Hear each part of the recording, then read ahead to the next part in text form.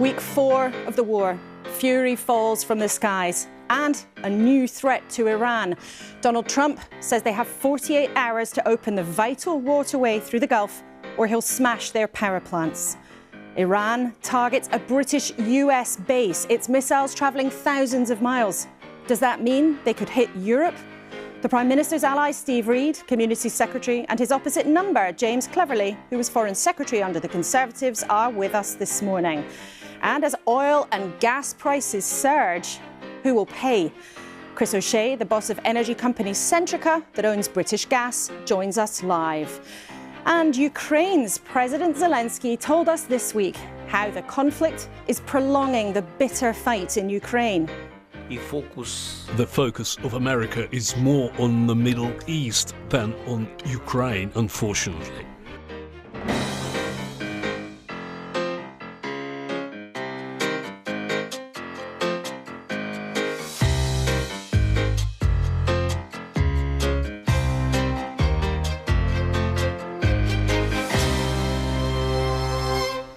Morning, and with us throughout the hour today, broadcaster Nick Ferrari, the former US State Department advisor Karen von Hippel, and the SNP's leader at Westminster, Stephen Flynn.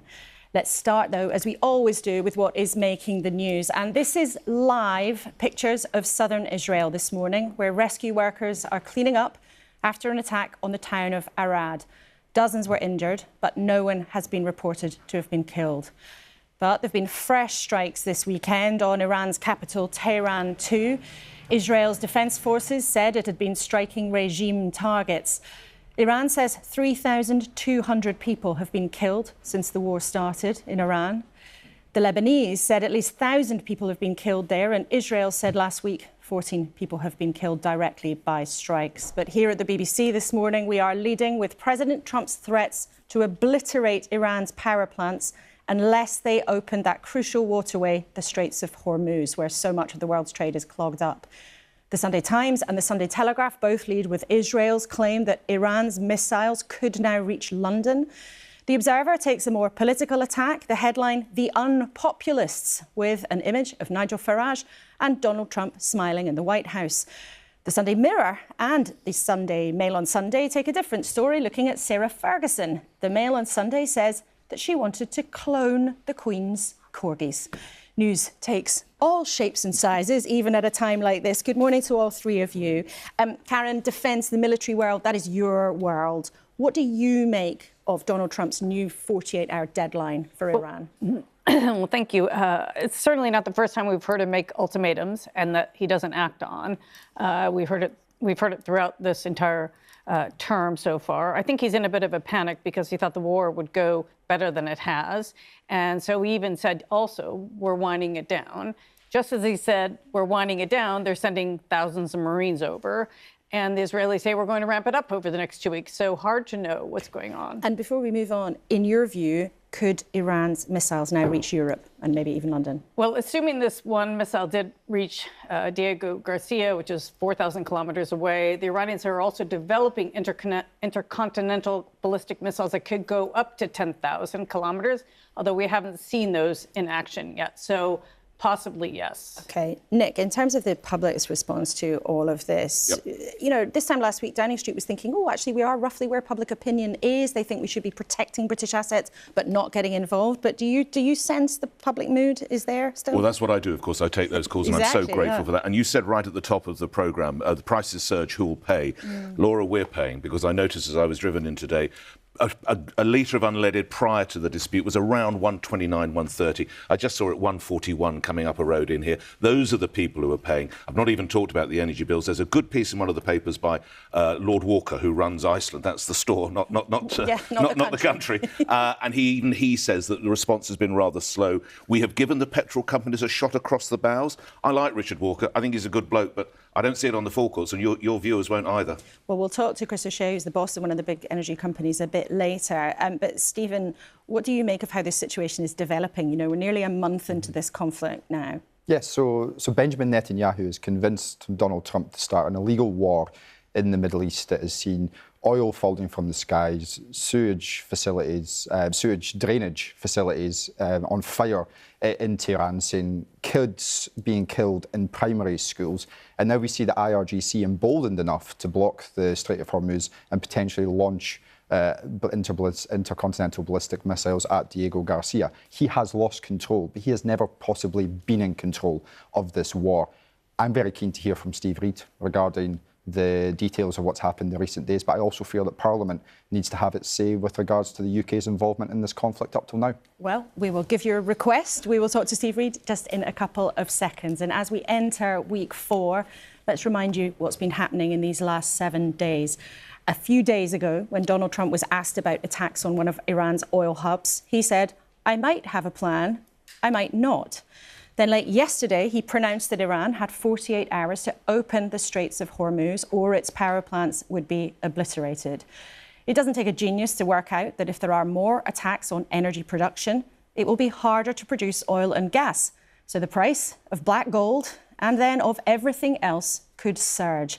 And there is that other chilling possibility this morning, with Iran seemingly able to fire missiles far further than previously assumed. Could it attack Europe, as Israel claimed last night? Well, for good measure, the American president has also this week carried on his volley of verbal attacks on his allies, including the Prime Minister, once his political friend. President Trump has again criticised the Prime Minister. The UK, which we sort of considered the Rolls-Royce of allies, right? We will not be drawn into the wider war. A war now into its 3rd week, with consequences both in the Middle East and domestically. Navigating from the Strait of Hormuz is banned from now on. I have a very bad feeling about the impact of this war on the situation in Ukraine. Unfortunately, Keir is not Winston Churchill. Iran has tonight reportedly attacked and targeted energy facilities after Israel struck the world's largest natural gas field. The government has agreed to give the United States greater use of British bases. They should have acted a lot faster. Iran fired 2 missiles at the UK-US base on Diego Garcia. That is far further than their missiles were thought to be able to reach. Well, let's get straight to it. Welcome to the programme this morning, Minister. So it's crucial for people to know this morning whether or not Iran's missiles came close to hitting the British base, Diego Garcia. How far did the missiles get? Well, our assessment is that the Iranians certainly targeted Diego Garcia. As we understand it, one missile fell short, failed. The other was intercepted and prevented. But I don't think it's a surprise this has happened. Iran has been recklessly firing missiles around the region. I think something landed in Turkey, another in Iran. We know what's been going on with the Gulf nations. It's why the UK is taking part in the collective defence alongside our allies to protect British interests, British nationals, and our allies across the region. But the detail of this is absolutely crucial here. So Diego Garcia, the base, is just shy of 4,000 kilometres from Iran. London is just shy of 5,000. So you say the missile fell short. How short? Well, I can't share with you operational details like that. It would help only the Iranians if I were to do that. The point here is they didn't hit Diego Garcia. We have the capabilities on the ground to intercept and prevent what they are doing. The point here, though, is for people waking up this morning, is they will have seen the headlines and many of them will have read this quote. And I want to show this to everybody. This is an on-the-record quote from the Israeli Defense Forces, our allies. The Iranian terrorist regime poses a global threat with missiles that can reach London, Paris or Berlin. Is that true? There is no specific assessment that the Iranians are targeting the UK, or even could if they wanted to. We have the finest military in the world. We are perfectly capable of protecting this country and keeping this country safe, whether it's here at home or whether it's our assets and nationals across the region. Well, you'd need to speak to the Israelis. You know, whatever people might say, the UK is not going to be dragged into this war, but we will take appropriate, collective, defensive action to keep our nationals and our interests safe. But Secretary of State, everyone watching this morning will want to know, are you saying that it is not true that Iran could hit European capitals, Paris, Berlin, London? I'm not aware of any assessment at all that they are even trying to target Europe, let alone that they could if they tried. But even if they did, we have the necessary military capability to defend this country, and defending the British national interest is precisely why we're taking part in collective defensive action across the Middle East. But whatever people might say, whatever speculation there might be, this country will not be dragged into this war. But Secretary of State, that's not speculation. That is an on-the-record statement from one of our allies. If that is not true, which is what you're saying... It was very much conditional, the language that he used there. He used a could. There is no assessment to substantiate what's being said. So why would Israel say something that is not true? Well, you'll need to ask the Israelis why they're commenting in the way that they are. I can sit here and I can speak for the UK government, but the Prime Minister's been crystal clear all the way through. The UK is not joining this war. The UK will not be dragged into this war, not by any speculation, not by anything else. What we will do, this point's quite important though, we will work with our allies to seek to de-escalate this situation, because the best way to keep the British national interest secure is to get this conflict bring this conflict to an end as quickly as possible. Forgive me for pressing you on this point, though, but this is so important because the headlines this morning, what the Israelis have said, what people will have seen in their papers, what will have popped up on their phones, what we've been reporting here at the BBC, is a statement from one of our allies that missiles could hit European capitals and could hit this country. Now, you've told us this morning you don't think that's true, but in order to further reassure people, can you tell us how far those missiles really got?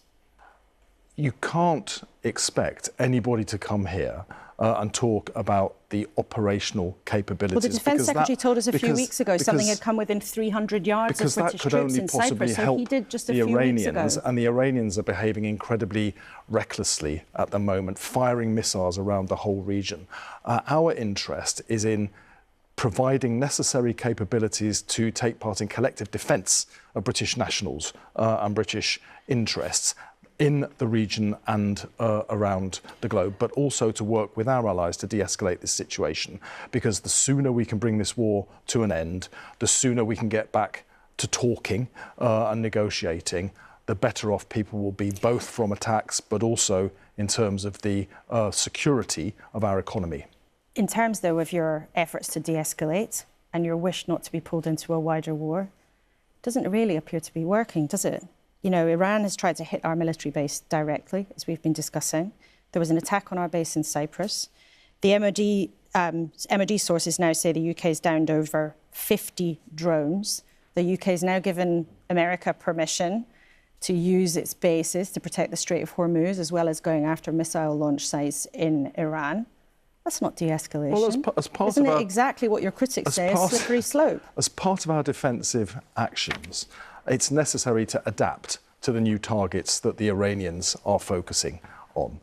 That's the right thing to do. The decision about allowing the US to use our bases that was taken a day or so ago is in line with the original decisions that we took and in line with our assessment of international law. We are not going to be dragged into this war. We will not see this country dragged into this war. We will take all necessary action to defend our interests. That is why we had those Tornado fighter jets, the Merlin and Wildcat helicopters, the hundreds of additional military personnel all in the region before this conflict even began. We were prepared. We have one of the finest militaries in the world. But Secretary of State, our involvement is increasing in this.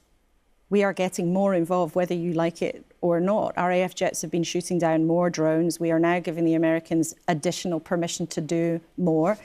That may be the right thing. It may be the wrong thing. People watching this morning will judge. But you surely can't sit there this morning and say, oh, we're not getting dragged into a wider war, where our involvement has been growing day by day. If you take the decision, as any British government should, that we will defend British people and British assets across the region, and the Iranians start targeting different assets, then of course we have to respond to that and defend them as well.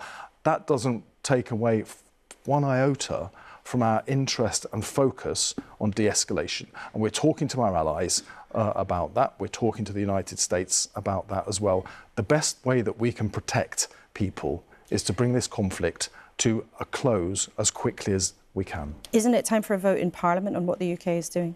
Well, it would be unprecedented to call a vote in Parliament on defending British people and British assets. That is why we have security apparatus in place. I remember this is not back an in the day offensive. interviewing the UK did not take part in the initial offensive action because we didn't see that there was the legal basis for the UK to participate. There is no precedent for a vote in Parliament for defending British people. Someone wanted there to be a precedent. He was called Keir Starmer when he was running for the leadership of the Labour Party. Back then, I remember very clearly, he sat in an interview and said, if I'm leader, there'll always be a vote on any military action. I don't think at any point the Prime Minister has believed that there should be a vote on defending British people who are under attack from a hostile state. Where's HMS Dragon?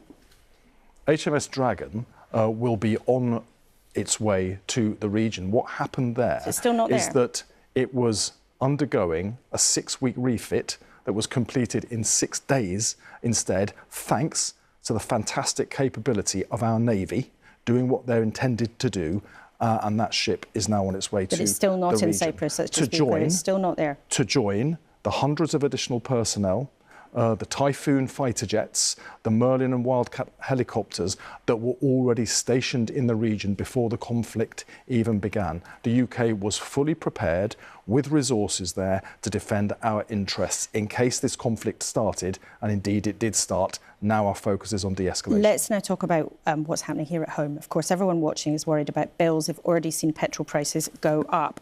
Your cost of living czar, Richard Walker, who Nick mentioned a few minutes ago, said you should look at capping the profits of energy companies. Would you consider doing that? Well, the government is taking action on bills. Your opening line there. In a week and a half, when we get to April, the average household energy bill will go down by £120 on average, and that's locked in for 3 months, regardless of what's happening in the Middle East. But if prices go up, which everyone expects to happen, would you think about capping energy companies' People profits? are going to see their bills go down. There's no need to cap. Their bills are will go down because of the action we took. But would you look at capping energy companies' profits if we see what happened around the time of Ukraine? The government will take what action is necessary. When we saw heating oil spike, the costs of that, the government stepped in with £53 million to support vulnerable households when that happened. We're monitoring this, believe me, hour by hour, and as intervention is required, the government is making appropriate interventions, but we're already focusing on keeping bills down. Bills will go down a week and a half by £120 on average, regardless and we talked about that a lot last week with Ed Miliband, your colleague, the Energy Secretary, and there's a big meeting in Whitehall tomorrow with ministers and officials about what to do, and of course we'll watch closely what happens there. This, of course, comes at a time when political parties are heading into a big election campaign. There'll be elections all around England, Scotland and Wales. It's going to be a huge political moment. With your plans as Community Secretary, you want to make a big difference to local communities with funding communities directly. But the headwinds against you are so significant, aren't they? I mean, have you got any chance of turning your polls around? Well, the situation is we can't, as a government, control the storms that may arise elsewhere in the planet. What we can do is make sure that we have a stable foundation for our economy so that we're best placed to weather those storms. So the fact that bills for energy will be going down by an average of £120 from in a week and a half when April begins, and that's locked in for 3 months, is because of the decisions this government took to stabilise the economy. So we've done the right thing there. Looking at the international situation, our focus is on protecting British people and British interests and working towards de-escalation. Here at home, we have to remain focused on the cost of living. That's why we're seeing those reductions in bills. It's why we're investing in more childcare. It's why we've increased the national minimum wage. It's why we've ended the 2-child benefit cap to lift 500,000 children out of poverty. We are squarely focused on the cost of living, whatever is going on known around the rest of the world. But you are trying also to appeal to communities directly with what you're calling Pride in Place, this scheme where you're giving communities money directly. But many people feel so hard up and so worried. How's that going to make a difference? Well, I won't repeat all of the measures I just went through that we're doing to put more money into people's pockets. But the Pride in Place programme, we announced last week an additional 40 areas that will benefit, taking the total number up to nearly 300 now. These are 300 of the most held back communities that were left sinking and struggling under the Conservatives. They're getting up to £20 million for each area, with local people deciding how that money will be spent. We've just had the first wave of responses back from communities about what they want to spend it on. Overwhelmingly, it's been high streets, because people are angry when they see their high streets deteriorating, boarded up, covered in graffiti. They want to put Pride back. Now they've got the funding they need to do something to make their area better. OK, Steve, we must leave it there today. There's so much to get through this morning, but thanks very much indeed for joining us today. Well, as Steve Reid's just been telling us, ministers are thinking about how to support consumers if bills go sky high. But what should you be bracing yourself for? Remember this? There she was. Liz Truss was Prime Minister. Last time there was a leap in energy prices. That was because of the war in Ukraine. And she spent tens of billions of pounds of taxpayers' money to help every single household pay their energy bills. Could the same happen again? But also, how could the country protect itself in future? Centrica is the UK's biggest energy supplier and owns British Gas. You can see there one of its gas facilities, the biggest storage facility in the UK. And the boss of the company, Chris O'Shea, joins us this morning. Thank you very much indeed for coming in. Thanks for having me, Laura. We'll talk in a second about what the solutions might be for the future. But to a lot of people, this sounds like a very pressing, immediate problem, and it feels a bit scary. What could the scale of this shock be? So, look, it's very hard to predict. The first thing is that consumers are protected by the energy price cap. That price will go down on the 1st of April. And the way that works is that the regulator watches prices for a 3-month period, and they set the prices for the coming 3 months based on that. So at the moment, there is some speculation as to where prices will go from the 1st of July. But the reality is that we are less than 1 month into what's called the observation period. So we've got to wait and see what happens over the next 10 weeks. Now, Cornwall Insight, I think, have predicted that there's going to be an increase in prices. If it stays as it is, then I think that's inescapable. But I don't think it's helpful to have the speculation at the moment, because we have to see what's going to happen over the next 10 weeks. But it's more than speculation, though, isn't it? I mean, we've seen for weeks now the oil price be sky high. The Cornwall Insight, those experts in energy, they predict a £300 extra for the average household from July further on. Is that potentially the kind of rise that we're looking at on that kind of scale? I genuinely think it's too early to speculate, because the prices there's been a lot of fluctuation. Prices have moved by up to 25% on a single day. And so I think we've seen quite a lot of movements. I think we really do have to wait and see. I don't want to alarm people. One thing to remember is that in the summer, so from the 1st of April to the 30th of September, we use 1/3 of our energy in the UK. We use 2/3 in the winter. So prices are going down 1st of April. And we don't know where they're going to be 1st of July, but this is the point at which we're using less energy. But in terms of the extent of the damage that we're seeing in the Middle East, you know, direct hits on oil and gas production, what do you think might be the implications for that, not just here, but everywhere? You know, oil and gas is an international market, and we've seen it, some of the infrastructure being destroyed in front of our eyes. It is. So through the Strait of Hormuz, you've got, so the world uses about 100 million barrels of oil a day. We've lost about 20% of that through the Strait of Hormuz, so that has an impact on the oil market. Just over 20% of the world's LNG, liquefied natural gas, also passes through the Strait of Hormuz. But the vast majority of the world's gas is actually pipeline, it's not LNG. So the loss of gas through the Strait of Hormuz being closed is about 3 or 4% of global gas. So the impact on gas and therefore on electricity bills should be lower than the impact on oil. So my gut feel is that you'll see more of an impact of this at the petrol pumps than you will in bills. You're at the heart of discussions with the government about how to support households, though. Now, Ed Miliband told us last week that the government would intervene if there was a big spike. Do you believe that we could see a repetition, or we should see a repetition of last time when there was universal support? Everyone got cash. Or should it be more targeted this time? What do you think? So we've called for a long time for a social tariff, and a social tariff effectively uses data that the government has, the Department for Work and Pensions and HMRC, to determine people that can't afford energy, and they get a lower price than those that can afford, they may well pay more. So you could have something that's self-funding, doesn't require any money from the Treasury. But I do think targeted help is far better than blanket help. Was it a mistake last time then to give everybody such a generous support? Well, no, I think the last time the government was faced with something, and this was about the time, I think, where there was a Conservative Party leadership contest between Rishi Sunak and Liz Truss, and actually it's quite mature. both of them had agreed that whoever won would put this thing in place, but they were working against time. And so it was quite time pressured. And their view was the only way to do this was to make it blanket. We've already had meetings with government just now. So I think you have to learn all the time. And so hopefully we've got more time now to understand what to put in. So they are looking at targeted support. I hope so. Last time this happened, when there was a price spike, Centrica's profits, along with some energy companies, really went up. Centrica's profits tripled to 3 billion. Now, we've heard from Richard Walker, the cost of living czar, that he thinks there should be a cap on profits. Would that be the right thing to do? So we already have a cap. Energy retail companies in the UK have a cap. It's regulated. So there's the price cap, which is where the price is But that's different to your profits being capped. No, indeed. But that's a cap on the biggest part of the profits that we've got, British Gas Energy. I think where you look at things like upstream oil, now we don't do any oil production, but I think what he was talking about was companies like BP and Shell. I think he was talking about the petrol pumps. I think you've got to be quite careful because that's a very cyclical business.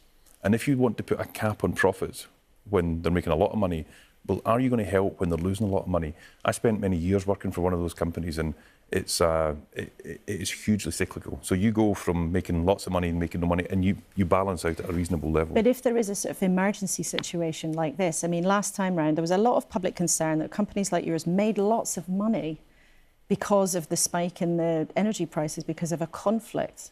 So I think what you find is, though, that the tax rate went to 78%. And so 4/5 of what's made goes to the government. And that still stays in place for oil and gas production in the UK and for some electricity production as well. So if you've got a situation where the exchequer takes 4/5 of what you're making, I'm not sure there's much more room for manoeuvre. But I'd be very interested to understand exactly what Richard Walker's proposing. There are a lot of calls to do things differently, including more exploration in the North Sea and other ways of sort of future-proofing the UK from this. Should there be more exploration, or what else should the government do to better protect the UK? So we think that there's a need for us to focus on energy security. I mean, I think you showed a picture. You visited the Rough facility, I can't remember if it was last year or the year before, which is the UK's largest gas storage facility. I think we need to look at getting more gas storage. We need to look at getting more homegrown renewables. We need to look at more batteries. And I do think that we should look at producing the resources that we've got ourselves. Now, we don't do that in Centrica. This is not us talking our own, but we don't produce in the North Sea anymore. We've sold that business. But it makes sense that if you've got resources, you should. It's not a silver bullet. Rough's not a silver bullet. Nothing in and of itself will fix this. But these activities will bring prices down. Now, they won't isolate the UK. We're part of a global system, but they will bring prices down. So if the UK government said yes to more exploration, that could make a difference? It would definitely make a difference, but it wouldn't make a difference just in the UK. It would make a difference across Europe. OK, Chris O'Shea, thanks so much for coming in. It's a busy time for you, no doubt, as it is for politicians. Thanks very much indeed for your time this morning. And remember, of course, we want to know what you think. You can email us, kuenssberg@bbc.co.uk. Or if you're a social media kind of person, you can use the hashtag BBC Laura K. Let us know what you think. Interesting there to hear the Centrica boss say there should be more exploration in the North Sea. Last week, Ed Miliband told us he wasn't going to let there be more exploration in the North Sea. So there we are. Differences of opinion are what this programme is made of. Lots of debate. Stephen, it does look like energy prices are on the way up. Chris O'Shea there didn't want to panic people, but he said they're probably inescapable. What do you think the government ought to do in response?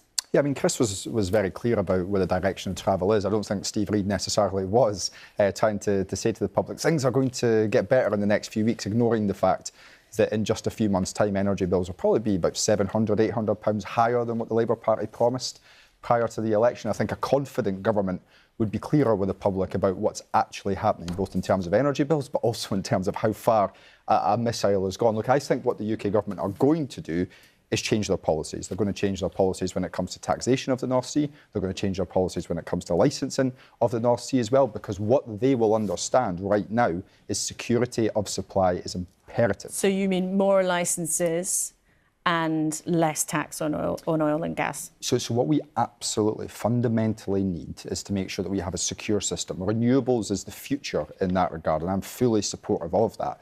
But whilst we have demand, what we should be doing is making sure as much of that demand as possible is met from our resources. So we don't outsource investment, we don't outsource jobs, we don't outsource energy security. And we can do that with the flick of a switch. Nick, it's a very difficult balance, though, for this government, isn't it, in terms of what to do? You know, Liz Truss's government spent £40 billion.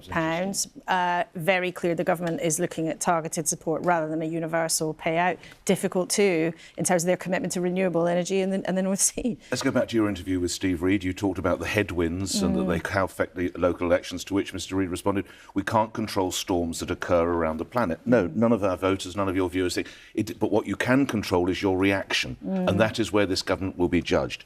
Another aspect, which I just have to raise, you quite rightly pressed him on these missiles that were launched. Apparently, operational details could help the Iranians. I'm sorry, your viewers will just be scoffing at that. It gives the sense of a government that is trying, but is not on top of the problems here, whether it's in the middle of what Diego Garcia, or whether it's the petrol bills and energy bills, and exactly what's going to happen in their households. The Iranians presumably know where the missiles went because they were their missiles. I mean, that is risible. I mean, Karen, you're a defence expert. Can you help us then with this? Because you know, people will remember John Healey, the Defence Secretary, sat in that chair a few weeks ago and said, yes, missiles came within 300 yards or metres, forgive me, I can't remember which, of UK troops, I think he told us, in Cyprus. What's your understanding of how far these missiles went from Iran towards the British and US base, Diego Garcia? Well, I mean, I only know what everyone else is saying, but I wouldn't stop at worrying about the missiles, unfortunately. I would worry about even potential for drones to interfere with UK airspace. We saw that in Poland and Estonia. Could be armed drones as well. I mean, don't forget about that. So let's not just worry about ballistic missiles. And then, of course, the Iranians are very good at cyber attacks, and we've seen that as well over the years. So there's a lot to be concerned about, and there are a lot of different areas that the UK needs to worry about protecting. And one of them is, of course, defence spending. You know, I mean, this debate has been rising up the rails for the last couple of years anyway, but how would you make the case to politicians to put more money into defence right now when money for everything is so tight? Well, I mean, it's incredibly important. I think that really the challenge has been convincing the public of the need to increase defence spending, because there'll be trade-offs and likely with welfare or other types of spending. And in the middle of a crisis, I think it's easier to make the case than not. And Stephen, what would you cut to spend more on defence? I don't actually think you need to. I think what you need to do is I think what you need to do is replicate what the Germans have done. They changed their constitution so that they could hold it out with their debt levels. Now we should just do the same, and we should be open and honest about that. And the government are obviously worried about the rules that they've put in place. But if the Germans can do it, why can't we? And that would allow us to feel secure, to make sure we've got that investment whilst also protecting people here at home during what is an ongoing and worsening cost of living crisis. Well, that conversation is going to continue, but also the conversation about what effect this war is having abroad. There is a dizzying set of implications. It's not just about what happens here at home. Earlier this week, President Zelensky was in London and other European capitals trying to urge his Western allies to stick with Ukraine. But he told me that the war in Iran helps Vladimir Putin and makes it harder for him. I have a very bad feeling about the impact of this war on the situation in Ukraine. And the focus of America is more on the Middle East than on Ukraine, unfortunately. Therefore, you see that our diplomatic meetings, trilateral meetings, are constantly postponed. There is one reason: war in Iran. What is the current status of any of those meetings between Russia, America and your country to try to find some kind of settlement? You say they've been delayed. Are they actually happening at all? Or are they off for now because President Trump is concentrating on Iran? President Trump is concentrating on Iran, but the negotiations groups are talking among themselves. Our group is talking to the American side every day. I know that Americans are talking to the Russians every day too. The American side, because of this war in Iran, said that it was ready to host both sides in America. We confirmed our participation, but the Russians are against meeting in the United States of America. That's why, for the time being, we try to focus on America proposing a date and place. Ukraine will support any date and any place, but certainly not in Russia. We know, though, that Russia is helping Iran. Is the Kremlin benefiting from the war in Iran? President Trump's eased off some sanctions on Russian oil. So is Putin gaining from Trump's action in the Middle East? Putin will want a long war. For Putin, a long war in Iran is a plus. In addition to energy prices, it means the depletion of US reserves and the depletion of air defense manufacturers. So we have a depletion of resources. So it is beneficial for Putin that the resources do not go to Ukraine, against whom he has directed his army and is fighting with. He needs to weaken us, and this is a long process. The Middle East is one of the ways to do that. Потрібно послаблювати нас, а це довгий процес на Middle East, в принципі, один із таких форматів.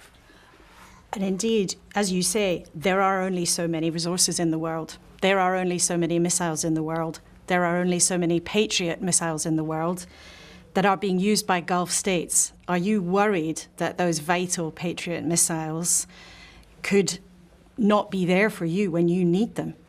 Буде точно дефіцит. There will definitely be a deficit. I understand this absolutely. And I absolutely know that the question now is when will all the stockpiles in the Middle East be exhausted? And today, America produces 60 to 65 missiles per month. Imagine, 65 missiles per month is about 700 to 800 missiles per year produced each year, yeah? And on the first day in the Middle East war, 803 missiles were used. Було витрачено 803 ракети. So what will that mean for Ukraine if those missiles are all depleted? Виклик. A challenge, another challenge. It is real life for your countrymen and women, and it has been for more than 4 years now. But it is obvious, we've all seen it on our screens, that the personal relationship between you and Donald Trump has been a difficult one. Do you believe that President Trump wants you or Russia to win this war? I think he really wants the war to end.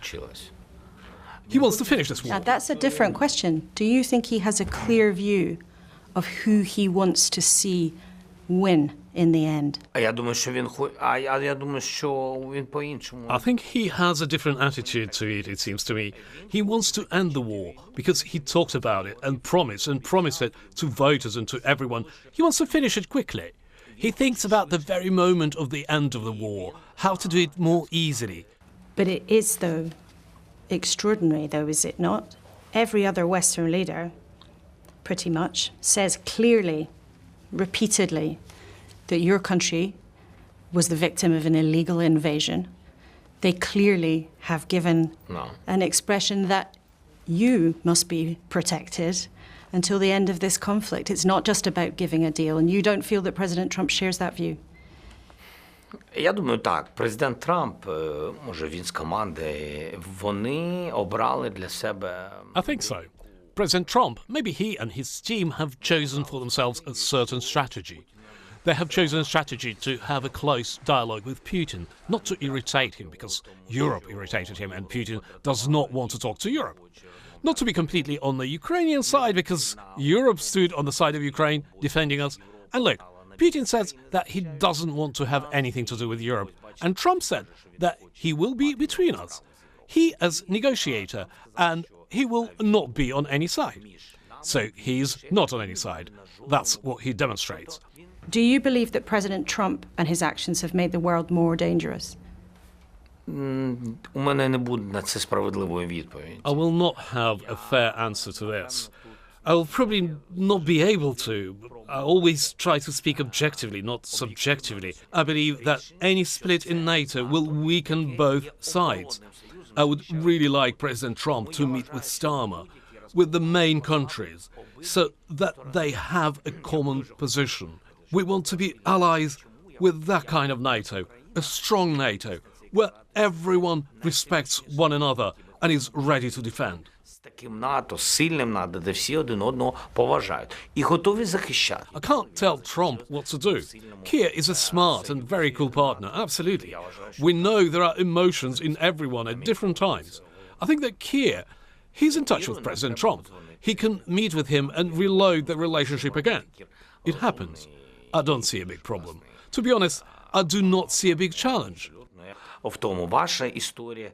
Your history is stronger than the emotions of 2 or 3 people. Your history is simply stronger. Ваша історія сильніша. You are a war leader, the president of your own country, but you're also a family man. and we've had the pleasure of interviewing the First Lady of Ukraine on a couple of occasions. I just wonder, when were you last able to see your children who are becoming young adults through this now long war? Молодими людьми це так, донька їй вже 21 рік. Young people, yes, yes. My daughter is already 21 years old. She's no longer a child. She's beautiful. I love her very much. And I'm very glad that she's the kind of person she is. It is important that she has her own personality. She has a personality. It's cool. She studies at the university. She will soon graduate from the university. But nevertheless, I see what she does, what she loves, what her passions are. And that's why all my meetings with my wife and my children are beautiful. But so far, these are beautiful photos, beautiful moments, because there is no time. And the son needs a father, probably even a little bit more now, because he's 13 years old. And the First Lady told us your son wanted to be a soldier when he grew up at the beginning of the war. Does he still want to be a soldier, like so many young men in Ukraine? Це вибір. This is a choice what to do. For me, the most important thing is the choice to be in Ukraine. For us, I'm sure that the war will end, but even after the war, we need youth in the country. For this, we need better conditions. Well, we are trying very hard, especially my wife. She spends most of her time on raising the children. I think she does it at such a great level, very right, very motherly. They are very patriotic children. They love Ukraine very much. This is the most important thing. This is such an emotion to understand who you are, what you are, and the choice of who you will be. And this is their only choice. President Zelensky, thanks so much indeed for speaking to the BBC today. Thank you. Thank you. Thank you. It's so fascinating to talk to him at length about everything that has happened. Karen, it's very clear in his view that the conflict in Iran and Donald Trump and Benjamin Netanyahu's decision to go into that conflict has made things harder for Ukraine to keep fighting. Yeah, I mean, it's made it very difficult for Ukraine, especially because the air defense systems are being depleted at a rapid pace throughout the Gulf. On the other hand, I think Ukraine has shown what they can do and what they can offer, and they've been helping all the Gulf states. They've offered to help the Americans, even though Trump is kind of shooing him away. Also, what's interesting to me is that the strange Trump-Putin relationship. I mean, we know that Russia is supplying Iran with targeting information, targeting Americans, American troops, American equipment, and Trump doesn't seem to care about that. And I find that really, distressing. And he even relaxed some of the sanctions, actually, on Russian oil. They've had to do that to calm the markets down, though. It's interesting, isn't it, Stephen? There are all these different connections, all these chains around the world, all these kind of uneasy relationships that sort of ebb and flow. Do you think, though, that Vladimir Putin's just, rubbing his hands with glee at what's happening?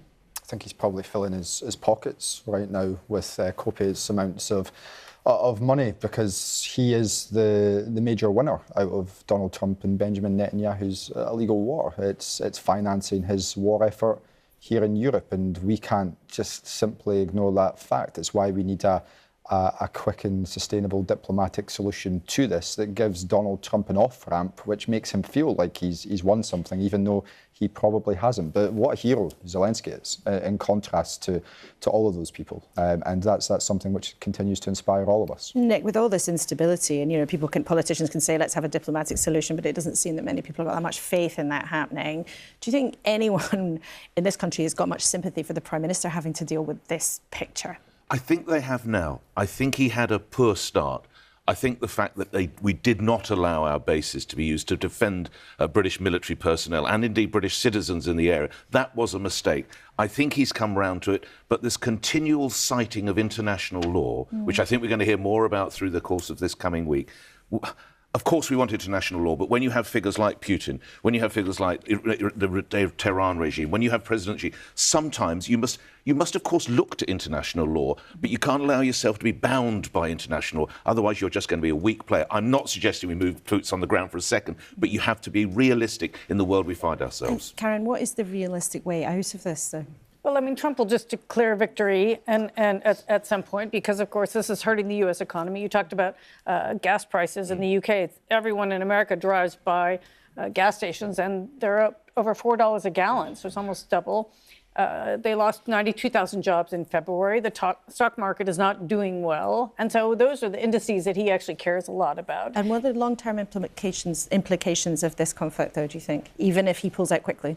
Well, if he pulls out quickly and the regime stays in place, it'll be a significantly weakened regime, and they will feel that they can come back in another time if Iran looks like it's rebuilding its nuclear capabilities.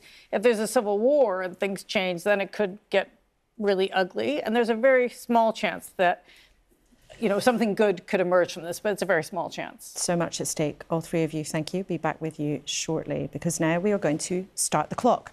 On May the 7th, millions of us will be able to vote in a huge set of elections in Scotland and Wales, and more than 100 councils in England. So as we begin our countdown to the ballot box, of course, who better to lay it all out for us than Professor Sir John Curtis.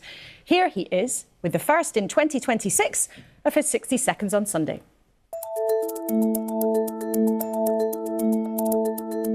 Is the traditional Conservative Labour dominance of British politics over? That is the key question the results of the elections on May the 7th will answer. Both parties are on less than 20% in the polls. Reform have been ahead for nearly a year. The Greens are enjoying a surge, while the Liberal Democrats often do well in local elections. Wales elects a new devolved Senedd. In 2021, Labour came first and the Conservatives second, but now the contest is seemingly between Plaid Cymru and Reform. In the Scottish Parliament election, the SNP are again ahead in the polls, and now Reform are threatening to take second place. Meanwhile, over 5,000 council seats are at stake in England, where Reform came first last year. London, where every council seat is up for grabs, is less promising for Reform, but here the Greens could prove the main challenger. Both Keir Starmer and Kemi Badenoch will be hoping that the pollsters are proved wrong. Well, the Tories haven't had an entirely straightforward first week of their campaign. Nick Timothy, the Shadow Justice Secretary, caused a storm with his remarks about a Ramadan event in central London. He said the iftar gathering for public prayers to mark the break of the daily Ramadan fast was an act of domination. He said it was straight from the Islamist playbook. Labour said those remarks were abhorrent, but he was backed by Kemi Badenoch, saying she too didn't like what she saw. Organisers of the event told us they'd had lots of different events around the country, and the London Mayor, Sadiq Khan, and the local vicar were both there. Welcome to Sir James Cleverly, who's the Shadow Communities Secretary. Let's just start with this because it's provoked a lot of controversy. And I want to start by showing everyone these images. This was a Good Friday event that featured Christian prayer last year in Trafalgar Square. There it is. There was a Jewish Hanukkah event that featured prayer in Trafalgar Square. And a Sikh event, Vaisakhi, that also involved prayer. So what's the difference between that and a Muslim prayer in Trafalgar Square? Well, the point that Nick was making is there were elements specifically to that ceremony which, unlike my understanding of these ceremonies, made it clear that there was no God other than the God of Islam, and that there is no prophet other than the Prophet Muhammad. And obviously that is exclusionary. With these events, we're not seeing women segregated. In all three of those photographs, you see women mixing. And what Nick was saying is that Ed Hussein, who's an academic that's done a lot of work on this, has said that Islamists, and we should not conflate that term with the followers of Islam, with Muslims more broadly, but where that political agenda tries to assert its place in a public space, that is something which is problematic. And it's something we should look at, because a lot of people are uncomfortable with that.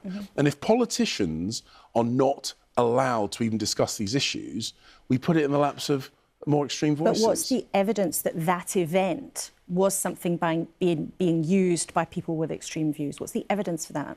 No, that's not the point that Nick was making. What the point Nick was making is that this type of ceremony in the public space, where women were segregated from men, is at odds with a lot of the norms and traditions of the UK. And that's something that we need to decide as a society whether is a contradiction or a conflict between our norms and philosophies and those of a religion, how we reconcile that. Nick is absolutely right that we need to discuss this, and being told he needs to be fired for even bringing this up as an issue, I think shows the corrosive effect that we've had. We're trying to understand what he was meaning, and for you as a Conservative to say that the problem was that women were excluded, segregated prayer in this country happens in some of the Orthodox Jewish communities. Some synagogues, women pray separately to men. It happens also in some forms of Christianity. Some churches also do that.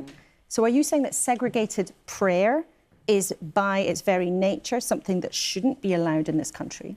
No, and again, what happens in places of worship, what happens in those settings and what happens in a public space is something very, very different. And we do need to discuss this. And it's not about whether people agree with Nick or disagree with Nick. We don't all agree with everything, and there will be dissenting voices, of course. But the reaction of the Labour Party, which is to demand Nick got fired, but we're asking about what your party is trying to say. I mean, do you agree with him that event was an act of domination? So that wouldn't be my personal take on it, but that's not the point. The point is, it is absolutely legitimate within the political sphere to have a discussion about the boundaries, the limitations, how we deal with contradictions and conflicts like this. And no one would want to close down a free debate, but some of your colleagues feel that the way he went about it by highlighting one community has been offensive and maybe even dangerous. A Conservative peer, former Minister Lord Ahmed, who I think you worked with at the Foreign Office, he said that Nick Timothy was trying to instill fear. No, I don't agree. Tariq Ahmed and I are very, very, very close friends. I don't agree with Tariq's assessment of this. Nick wrote a very thoughtful piece explaining in detail his position.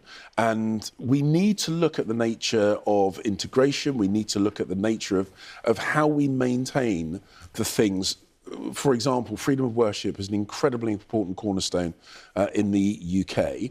But we also need to understand that we've seen segregation. We have seen times when British values are at odds with community practices, and we need to decide which takes precedent. Would you ban segregated public prayer? No, it's not the instinct of a Conservative to ban anything, but would you ban segregated public prayer? So the whole point of this conversation is when public prayer is at odds with our long-standing philosophy that women are not second-class citizens and should not be seen to be second-class citizens in the public realm, that is something we do need to discuss. Now, you were the Foreign Secretary, you did lots of different jobs in government, and now you're Shadow Community Secretary. But we heard from Steve Reid told us he was pretty clear, as much as he wanted to be specific, that the government does not believe that Iran could hit the UK with its missiles.